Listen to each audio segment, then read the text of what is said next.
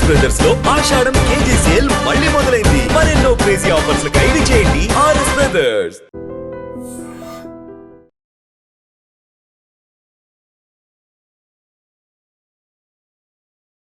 ప్రస్తుతానికైతే మనం ఈ కవాటిగూడలోని ఆ మనీషా అలాగే వాళ్ళ మదర్ శారద ఎవరైతే ఉన్నారో కన్న కూతురు అలాగే భార్య కలిసి ఆ లింగం అనే అతన్ని అతి కిరాతకంగా చంపినారు. ఎవరైతే అక్రమ సంబంధం జావీద్ అనే అతనితో అక్రమ సంబంధం పెట్టుకొని ఈ ఇంట్లోనే ఇక్కడే చంపినారు. ఇక్కడ ఈ ఫ్యాన్ చూపిస్తున్నారు కదా, ఇక్కడే అంటే కొన్ని ఫ్యాన్ కి ఉరేసినారు అని చెప్తున్నారు. ఆ కళ్ళు ఉన్నది కదా, ఈ కళ్ళులో స్లీపింగ్ పిల్స్ కలిపి ఆయన స్పృహ కోల్పోయిన తర్వాత ఆ టైంలోనే అతి కిరాతకంగా ఆ గొంతు మీద అది తాడేసి ఊరేసి, అదేవిధంగా దిండ్లు పెట్టేసి, ఆయన ప్రైవేట్ పార్ట్స్ మీద దిండు పెట్టి గట్టిగా కొట్టి, ఆ వెనకాల రాడ్తో కూడా కొట్టేసి, మళ్ళీ అప్పటికి చనిపోయిందో లేదో అని చెప్పేసి కన్ఫర్మేషన్ కోసం కత్తి తీసుకొని వాళ్ళ భార్య పీక కోసినట్టయితే తెలుస్తుంది. చంపేసి మళ్ళీ బయటికి వెళ్ళి దాదాపు అరౌండ్ 12 ఆ టైంకి చంపేసి, మళ్ళీ దాదాపు ఒక 2 ఆ టైంకి ఒక ర్యాపిడో బుక్ చేసుకొని కారులో ఆ బాడీని తీసుకెళ్లి గట్కేసర్లో పడేసినట్టు చెప్తుంది. అంటే ఎంత బాధాకరమైన ఘటన చూడు, ఎంత క్రూరంగా ఉన్నారంటే బయట వ్యక్తులు చేశారన్న మనం నమ్మము, కానీ సొంత వ్యక్తులు అంటే చిన్నప్పటి నుంచి పెంచుకున్న కూతురు, అదేవిధంగా కట్టుకున్న భార్య అంటే వీళ్ళే సర్వస్వం అనుకుని ఆ వ్యక్తి బతుకుతుంటాడు. మరి ఎందుకు ఈ విధంగా జరిగింది అంటే, జావీద్ అనే అతన్ని ఈ పెద్ద కూతురు ఎవరైతే వాళ్ళు వివాహేతర సంబంధం పెట్టుకుంది. వాళ్ళ భర్తతో, కట్టుకున్న భర్తతో చిన్న విభేదాలు ఉన్నాయి. వాళ్ళ భర్త ఓపెన్ 10th చేపించి ఆమెను జాబ్ చేపించేంత మంచి వ్యక్తి అతనితో విభేదాలు పెట్టుకొని జావీద్ అనే అతనితో తరచుగా సంబంధాలు పెట్టుకోవడము, రావడము, ఆ చిన్న కూతురు అడిగినప్పుడు నాకు అన్న అని చెప్పేసి, తర్వాత నిజమంతా బట్టబయలు అయిన తర్వాత ఇతను వాళ్ళ ఫాదర్ ఎవరైతే ఉన్నారో కన్న కూతురు తప్పు చేస్తే ఎవరైనా గద్దిస్తారు, ఎవరైనా భయం చెప్తారు. అదేవిధంగా ఆయన కూడా చెప్పడం జరిగింది. కొంచెం ఆయన తాగుతాడు కాబట్టి అసభ్యకరమైన మాటలు మాట్లాడుండొచ్చు, కానీ మాట్లాడిన మాత్రం ఆ కూతురు మంచి కోసమే. ఈ విధంగా తిడుతున్నాడు అని చెప్పేసి, నన్ను కూడా అనుమానిస్తున్నాడు అని చెప్పేసి ఈ భార్య కూతుర్లు అదేవిధంగా ఉంచుకున్న వ్యక్తి కలిసి అతి కిరాతకంగా చంపడం జరిగింది. ప్రస్తుతం అయితే వాళ్ళకి కఠిన శిక్షలు పడాలని చెప్పేసి కన్న కూతురు, చిన్న కూతురే చెప్తుంది. డెఫినెట్లీ వాళ్ళు దుర్మార్గులు, వాళ్ళ బయటకైతే రానినని చెప్తుంది. ఇదే ఇంట్లో క్లియర్ గా చూస్తున్నారు కదా, అక్కడ ఫ్యాన్ కూడా ఉరేసినారు అని చెప్పేసి చెప్తున్నారు. చాలా రకాలుగా ప్రయత్నించినారు అని అంటున్నారు. చూడాలి మరి డెఫినెట్లీ శిక్ష పడుతుంది అని చెప్పేసి అయితే కోరుకున్నాము. ఇలాంటి వ్యక్తుల్ని అస్సలు వదలకూడదు. పాపం ఆ కూతురు ఎంత బాధపడుతుందో, చిన్న కూతురు. ఇప్పుడు మీరే చూశారు కదా ఏ విధంగా మాట్లాడిందో. వాళ్ళకి 2 కూతురు కాబట్టి చిన్న కూతురు అయితే మాట్లాడడం జరిగింది. ఇంకా చుట్టుపక్కల వాళ్ళని కూడా అడిగి తెలుసుకుందాం ఏం జరిగింది. పాపం వాళ్ళు చాలా దిగ్భ్రాంతిలో ఉన్నారు. అసలు ఏంటి ఈ విధంగా పాపం ఆయన వెళ్ళి రావడము, పని చేసుకోవడము, రావడమే ఉంది. అసలు వాళ్ళు ఎలా రియాక్ట్ అవుతున్నారు అడిగి తెలుసుకుందాం. చెప్పండి అన్న. ఏంటి? మాకైతే చాలా బాధ అనిపిస్తుంది అన్న. వాడు నా చిన్నప్పటి ఫ్రెండ్, కాకపోతే వాడు తాగుతాడు కొద్దిగా.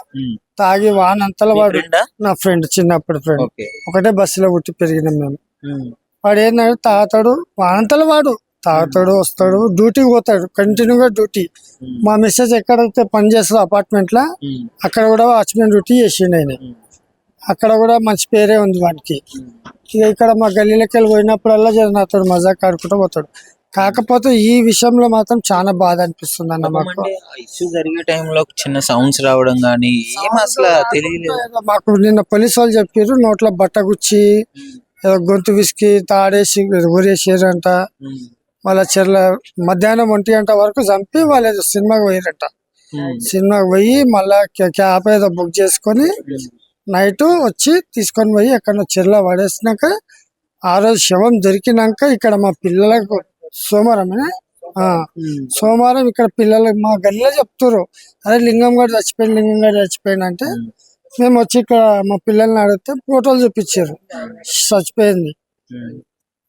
మాకు దారుణం అంటే అసలు అంటే ఒక వ్యక్తిని చంపేసి సినిమాకి వెళ్ళి ఎంజాయ్ చేసి వచ్చి మళ్ళీ బాడీని పడేసినారు అంటే వీళ్ళని ఏమనాలి? ఎంత సైకోలు కూడా ఈ విధంగా చేయరు నాకు తెలిసి. వీళ్ళని మాత్రం ఉరి శిక్ష చేయాలన్న, వీళ్ళకి ఉరి శిక్ష చేయాలి. మా బస్సులో చాలా ఘోరం. ఫస్ట్ టైం ఇదైతే మా బస్సులో కొట్టుకునే వాళ్ళు ఉన్నారు, తిట్టుకునే వాళ్ళు ఉన్నారు, విడాకులు తీసుకునే వాళ్ళు ఉన్నారు, అందరు ఉన్నారు. మా పెద్ద మనుషులు ఏదో న్యాయం చెప్తారు, ఇట్లాంటి పెద్ద మనుషులు. నా తప్పు ఉంటే నన్ను కొడతారు, వాళ్ళు పిల్ల తప్పు ఉంటే వాళ్ళని కొడతారు, అట్లా న్యాయం చెప్తారు మా వాళ్ళు. మరి ఇంత ఘోరంగా మాత్రం చాలా తప్పు. ఆ పిల్ల గాని ఆ పిల్లగాడు తురుకోడు ఎవడు ఉన్నాడో జావీద్ అనే వ్యక్తి వల్లనే ఇదంతా అవుతుంది అని చెప్పేసి చెప్తున్నారు. అందుకెళ్ళి అవుతుంది అంత మొత్తం. కానీ ఆ పిల్లానికి లింగం చూసినారా మీరు ఎప్పుడైనా ఆ వ్యక్తిని చూడలేదా? నేను ఎప్పుడు ఇక్కడికి తరచూ వస్తుంటాడు అని చెప్పేసి అని అయితే అంటున్నాడు. వస్తాడని ఇక్కడ మా వాళ్ళు అనగా విన్నా, కానీ నేనైతే ఎప్పుడు చూడలేదు. సరే ఒకసారి కొంచెం ఈ కాలనీలో కొంచెం పెద్ద వ్యక్తులు ఉన్నారు, వాళ్ళని కూడా అడిగి తెలుసుకున్నాము. ఇప్పుడు మాట్లాడిన బెటా చెప్పండి, అసలు ఆయన తరచూ వస్తూ ఉంటాడు అంటే ఆయన వచ్చింది నేను ఇప్పటిదాకా చూడలే. తల్లి అయితే వేరే బండి మీద పోయింది చూసిన. తల్లి కూడా ఆ విధంగానే ఉంటుంది. ఇద్దరు తల్లి బిడ్డలు ఇద్దరు. ఇప్పుడు వాళ్ళిద్దరికి అడ్డు వస్తున్నాడు అని చెప్పేసి ఈయన చంపడం జరిగింది అని చెప్పేసి అంటున్నారు. చాలా ఘోరం. మరి ఎలా అనిపిస్తుంది మీ కాలనీలో ఏమైనా సమస్యలు వస్తే మీరే కొంచెం సర్దు చెప్పే విధంగా మీరు ఉన్నారని చెప్పేసి చెప్తున్నారు. కనిపించదు కాదు దొంగ, కనిపించని దొంగ అది. భార్య భార్య తాగుతుందా? మస్తు. మరి ఆ పని ఎట్లా చేస్తుందో ఆడ క్రాస్ రోడ్ లో చేస్తుందో అంట. ఆడికెళ్ళి విజయనగరం దాకా ఊపుతుందంట మున్సిపాలిటీ ఉక్కం. జిహెచ్ఎంసీలో మరి ఊకి మరి ఏడ తాగుతుందో ఎక్కడ తాగుతుందో మళ్ళీ ఇంటికి వచ్చి ఇంటికాడ తాగి పానుకుంటుండే. గలీజ్ ఇల్లు.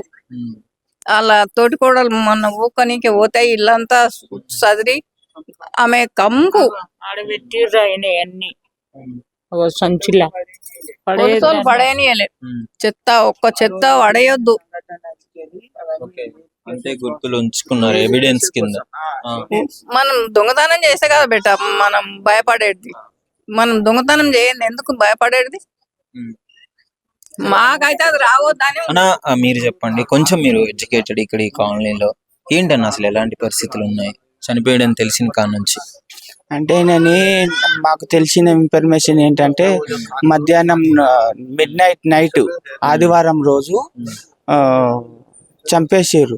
అలా పాప ఇక్కడ చెట్టు కింద కూర్చుంది.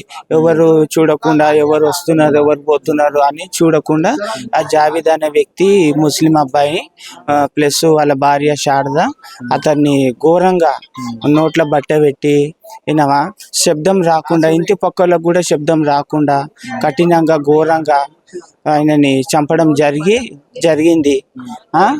దాని తర్వాత మళ్ళా తీసుకెళ్లి మిడ్ నైట్ వాళ్ళ బిడ్డ ఫోన్లోకి వెళ్ళి క్యాబ్ బుక్ చేసి మళ్ళీ ఇక్కడ నుంచి తీసుకెళ్ళి ఎవ్వరు చూడకుండా మిడ్ నైట్ 2:30, 3 లోపల తీసుకెళ్ళి అక్కడ గట్కేశ్వర చెరువులో పడేయడం అంతవరకు మాకు తెలిసింది. పోలీసు వాళ్ళు అక్కడ నుంచి చూసి ఆయన డ్యూటీ చేసే క్యాప్ ఏదైతే ఉంటుందో ఆ క్యాప్ ని కూడా అక్కడ పడేసిర్రు కావాలని. అంటే వీళ్ళ మీద అపోహ రాకుండా వేరేళ్ళ మీద రుద్దడానికి కూడా ప్రయత్నం చేసిర్రు. దురుసుగా మాట్లాడే వ్యక్తి బయట వాళ్ళు ఎవరో చేశారు. అయితే పక్కలు వాళ్ళ మీద నెట్టేద్దామని చూసిర్రు కానీ ఆ ప్రయత్నం జరగలే. అది పోలీసు వాళ్ళు పరిగణంలోకి తీసుకొని తీవ్రంగా వాళ్ళని అడిగే వరకు నిజం అనేది బయటకు వచ్చేసింది. ఆ రూమ్ లో ఉన్న తాగిన మత్తు అవన్నీ ఎవిడెన్స్ అవన్నీ పోలీసు వాళ్ళంతా చాలా మంచిగా కేర్ఫుల్ గా పట్టించుకొని కేసు టేకప్ చేసి వాళ్ళని మంచిగా అదుపులోకి తీసుకున్నారు. Thank you. నిజంగా ప్రస్తుతం ఉన్నటువంటి సమాజం దేనికి ప్రయారిటీ ఇస్తుంది? ఆర్థిక సంబంధాల చుట్టూ మాత్రమే తిరుగుతోంది. మళ్ళీ ఎన్నికలంగానే చాలా విరక్తి కలుగుతున్నాం. మంచి అనిపిస్తుంది కదా, లేడీస్ కూడా ఛాలెంజింగ్ జాబ్స్ చేసినప్పుడు చాలా బాగుంటది. ట్రాఫిక్ అసిస్టెంట్స్ గా నియమించిన ట్రాన్స్జెండర్స్ అందరితో సాల్యూట్ చేయించుకుంటున్నారు. ఫుడ్ డెలివరీ ఇవ్వటానికి వెళ్ళినటువంటి డెలివరీ బాయ్ అనిల్ పై కళ్ళ ముందు